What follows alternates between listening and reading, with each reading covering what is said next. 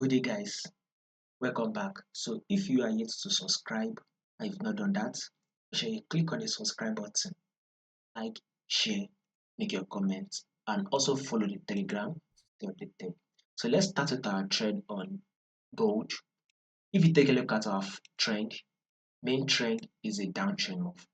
If you see it right here, we are having a series of lower low and a lower high, lower low and a lower high. But when you take a look at what market is doing on our current trend, you can see that market is ranging within this level, which is rejection here, rejection here, rejection here.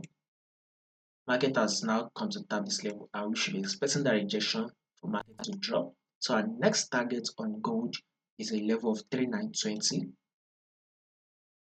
Probably we might hit the level on Monday. Depends on how our market moves. We should be expecting a sell to a level of 3920. If in case market pulls back up, in case it does that, still expect another drop. Especially when you take a look at your trend here, you can see it is ranging within this level. So expect that drop to a level of 3920.